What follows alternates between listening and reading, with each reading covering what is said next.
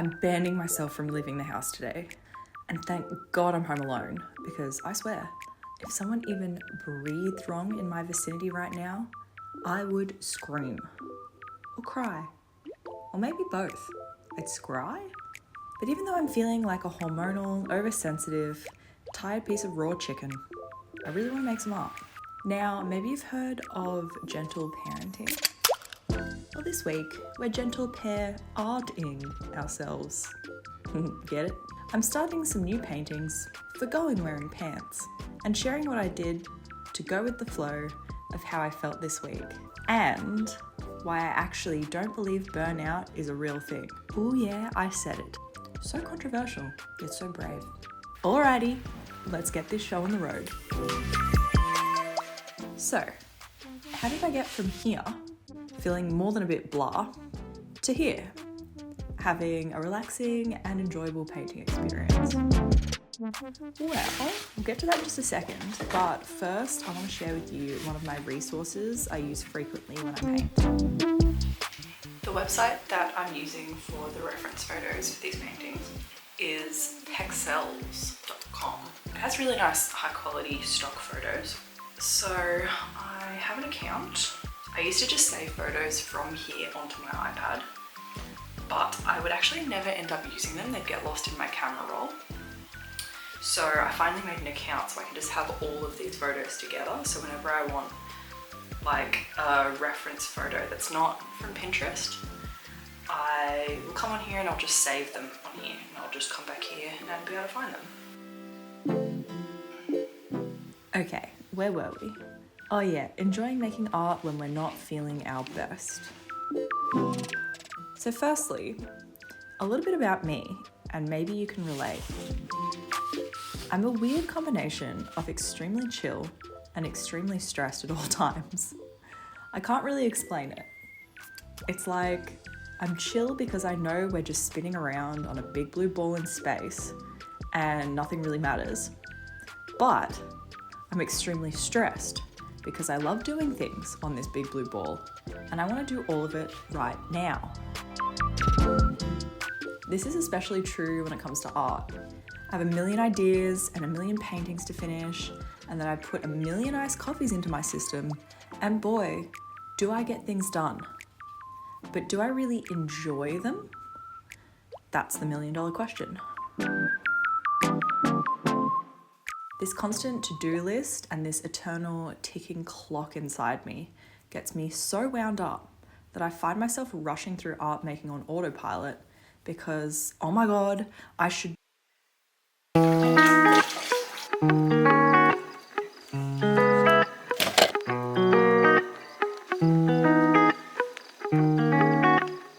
Okay, maybe not the last one, but you get my point. So this week I knew I just couldn't paint under those conditions when I was already feeling under the weather. I needed a break, but not from art. I needed a break from my usual routine. I decided to try to do a lot of things very differently than what I normally do. Even and especially the simple things. And in that vein, the word of the week just kind of appeared to me. How beautiful is this color? What would you call it? What does it remind you of? To me, it's a bright, light turquoise with a minty zest that reminds me of my dream VW bus or my mermaid alter ego's shining tail. Normally, if I tone my canvas before I start, I rush through it. I slap the paint down to cover the white with something and then I move swiftly on. But today, I felt compelled to take time on this step, to savor the tactile and, may I say, sensual experience of paint on canvas. I'm so sorry for that, but honestly, it's a good word. To calm the choppy, stormy waters inside me, I let myself sink into the simple joy of applying smooth, buttery, creamy paint to canvas in a colour I absolutely adore. A treat for my hands and eyes. I actually enjoyed it so much that I went in and did a second coat on each canvas, which is honestly unprecedented behaviour. I'm normally way too excited to just rush straight into the painting.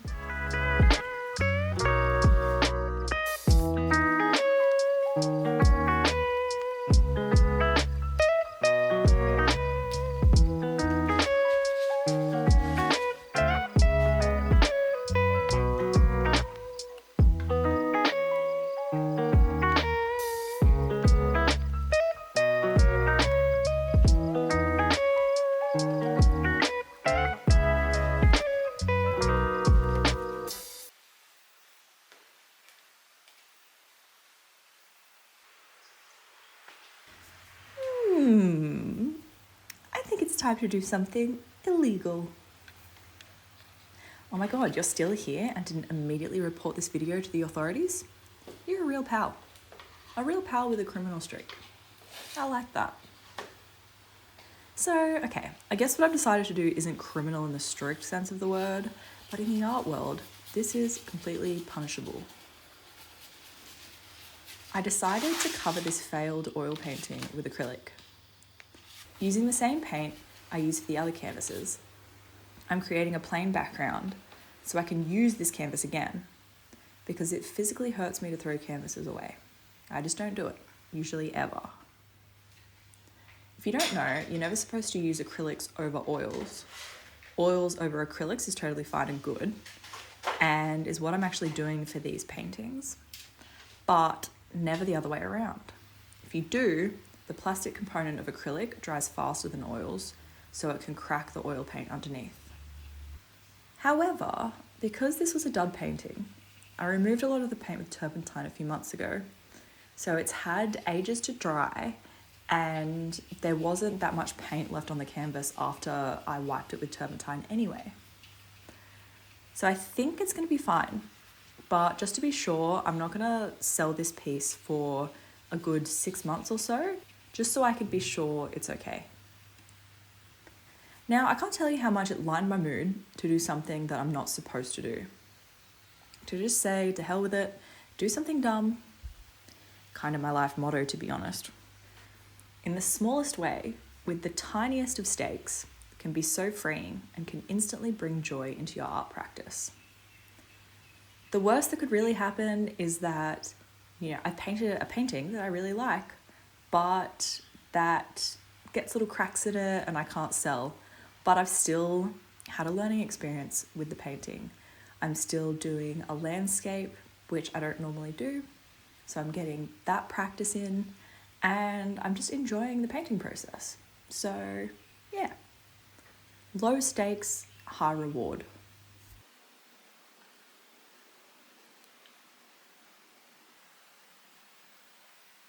This week in my process of deliberately slowing down and caring for myself through my art, I knew that my space was going to make or break my painting experience. I could have easily just moved a few things, popped my easel and paint on the desk and got going. But I wanted to bring intention to the space. By taking my time removing everything from the table, wiping it down, and then adding back only the items that were necessary for me, I was giving myself more calmness and more space to take into my painting. I got so in the zone, I ended up cleaning my tools and even giving my oil paints a little clean. As a mainly acrylic painter, they tend to go unused for long periods and gather dust. Throughout this cleaning and setup process, I actually felt so grateful for everything I have. The useful tools and supplies, the beautiful paints in more colours than I need, the studio I have that's all mine to create in. There's a lot to be grateful for.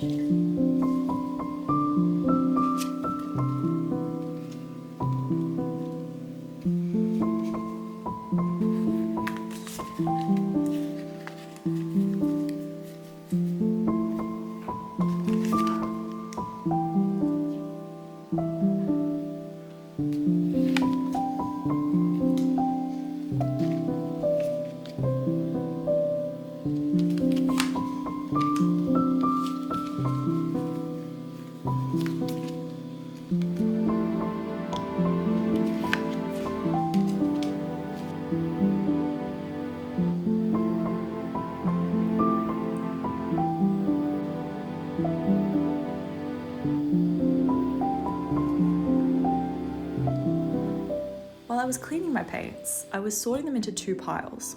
One for maybe this will be a colour on my palette for these paintings, and one for this definitely won't be. This cleaning and sorting also had me noticing which paints I'd need to restock soon, which leads me on to the next thing that I've been doing this week.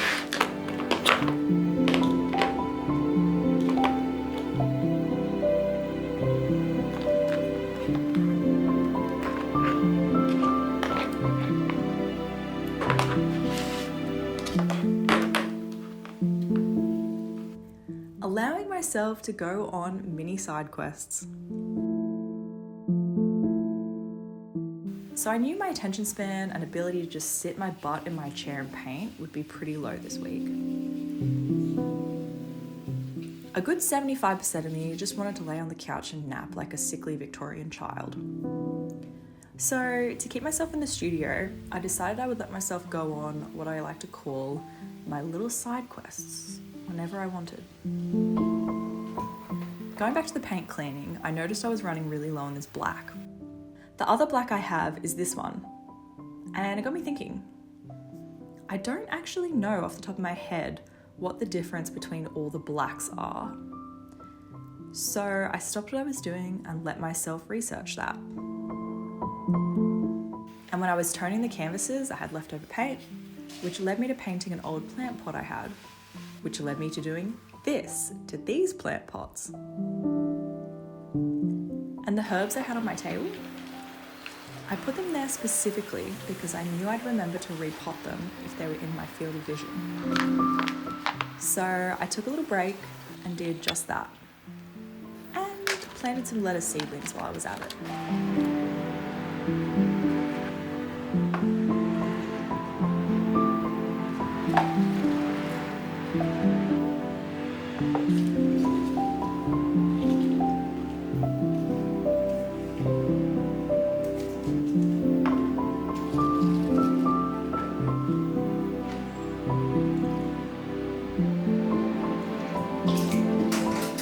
All of these little mini side quests allowed me to not go on autopilot and rush through the start of these paintings.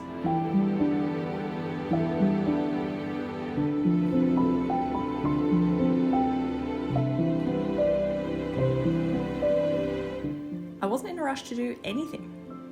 My only goal for the week was to be kind to myself, go slowly, paint what I can, and do fun little things just for me.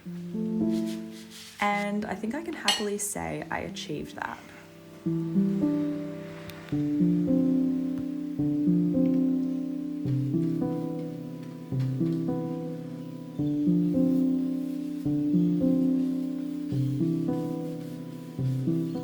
So I kind of realised that I actually should have set up my painting area facing the other way.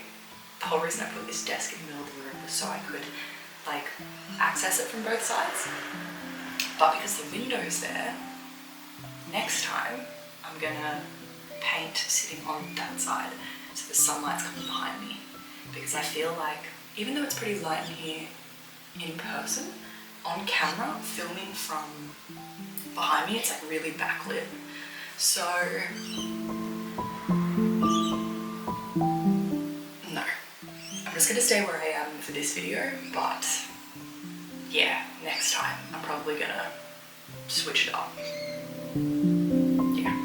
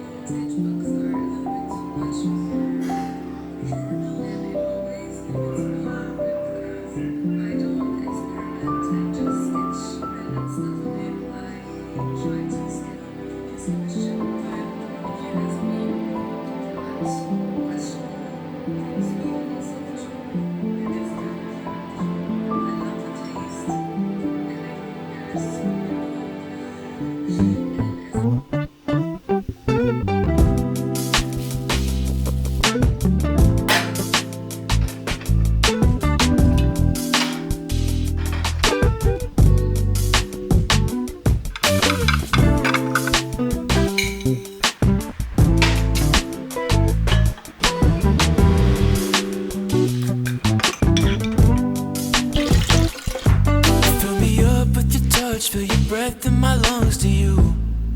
Do I love the taste of your tongue, got a taste of your love, and I want you. And it goes way beyond the chemistry, the kind of friend that I can never have platonically.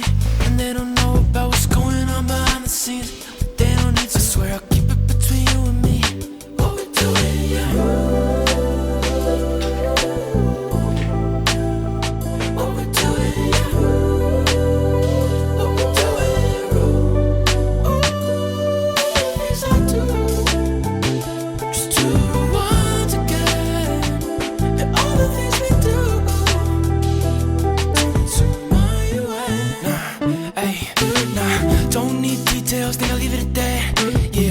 I'll keep replaying moments and scenes in my head.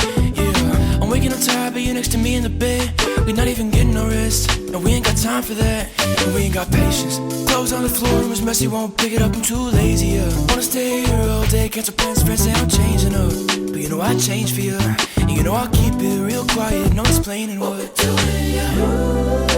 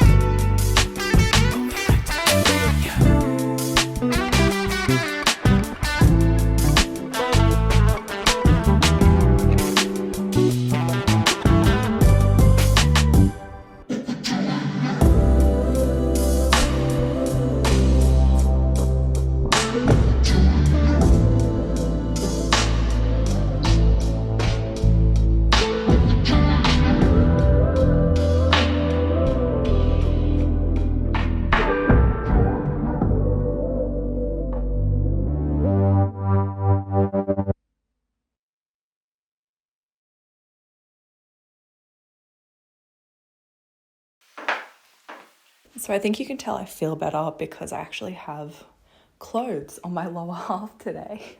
I got this skirt from Kmart yesterday, 25 bucks.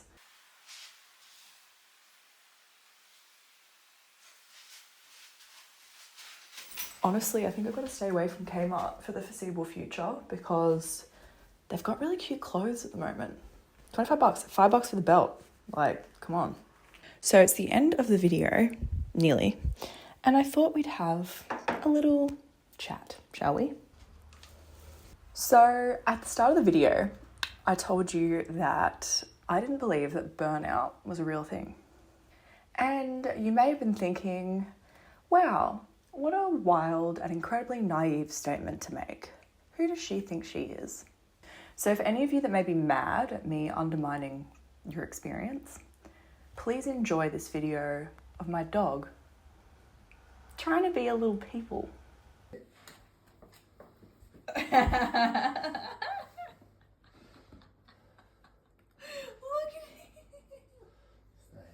He's so cute. Max, you stay here. Little handsome guy. Yeah. Okay, so now that I'm using my adorable dog to manipulate your emotions, hear me out for a second. Because as someone who's gone through more burnout phases than she'd like to admit, I do think I have a little bit of insight. You know, at least I've been there, I've done that. Or I've not done that, you know. I've been burnt out and I've not done that. So this week I kind of realized that burnout doesn't have to be this big bad thing that we think it is. And we actually don't even have to call it burnout. I feel like that's giving it a negative label. Like the words that we name things have power. So I think burnout is kind of the wrong term. So what if we're not actually burnt out as artists and creative people, but we're just experiencing like our natural ebbs and flows, but we feel this burnout intensely because we are just more intense people. So like for us, when we're in this creative zone, we work really hard, we work all night, we've got a million ideas on the go, we're juggling 100 things at once. And while we're doing this, we're thriving. Like we're really, like we just really feel it. Yeah, it's kind of stressful, but it's like a good stress. It's like we're really productive and just feeling super intense creative energy. It's a good stress. It's like a passionate stress. But obviously we just can't stay in this mode forever, physically or mentally. So once we've sort of reached our limit, in comes burnout. But if we don't label it burnout and we just lean into this active, intense period of rest, is it really such a bad thing? I don't know. I just think we go so hard when we're being productive and when we're in our, you know, peak creative mode. And wouldn't it be awesome if we let ourselves go that hard in our rest and relaxation periods? So instead of feeling guilty or fighting it or feeling like, you know, we're not good enough or we're not doing enough, flip it and be like, I'm doing so much rest. I am doing so much relaxation, because it's actually going to come around and feed back into that intense creative period. It's this constant cycle. The more intense we can get with our rest means the more intense we can get in our creative practice. Like maybe we're just the kind of people that we give 110% in our art, in our small business, in whatever creative projects we've got going on. But I think we can also then be those people that give 110% during our ebb periods of rest, or what we normally deem burnout. So next time when you're feeling bad that you're going through a burnout phase, I don't know, maybe reframe it as like you are just cocooning so hard as this little caterpillar so you can bust out as a manic little butterfly, and then you rinse and repeat. So you know that that rest cycle of cocooning is going to come back around. So you don't dread it or feel bad. It's like a crucial part of your creative journey and your creative cycle. If you didn't have the cocooning stage, you wouldn't have the manic intense starts 10 new paintings butterfly stage. So personally, I'm going to get so excited about my burnout phases.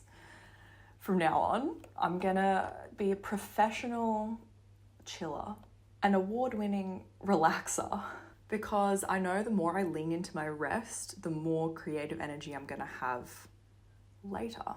Whether I need to give myself a day, a week, a month, it's the ebb and flow of my creative process.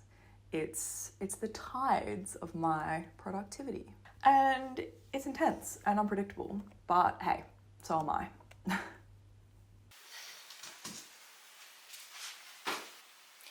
So these are the paintings. This is how far I've gotten along with them. I didn't even have time to start the bigger canvas, but I'm pretty happy with how much that I've gotten done on these. I think I'm going to start the sky of the bigger one because the paints I've got on my palette right now, I think I'm going to use them up to paint all the skies so they all sort of have a cohesive feel, I guess. And then I'm going to go in and start painting the water. So these paintings will not just be like beach paintings. I call myself an intuitive artist, which basically just means my paintings evolve as I go.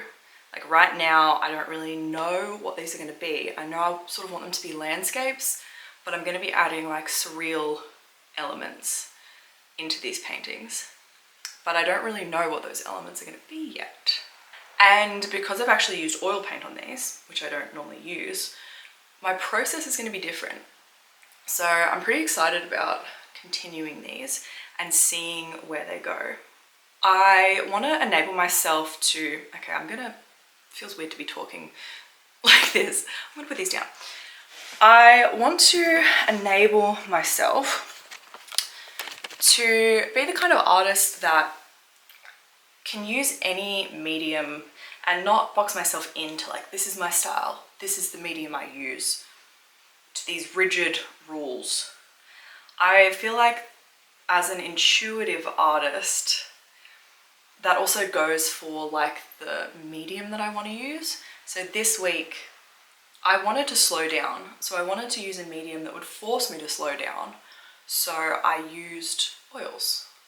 And it is gonna affect the way that I proceed with my intuitive painting practice, because normally on acrylic paintings, I'll use a lot of layers and thin sort of paint, and I add things, go over things with constant sort of layers. But with oil paint, you can't really do that as much. Like you need layers to dry. So it's going to be really interesting to see how these go and to see how my intuitive style of painting translates into oil paint, because I don't really use it that much.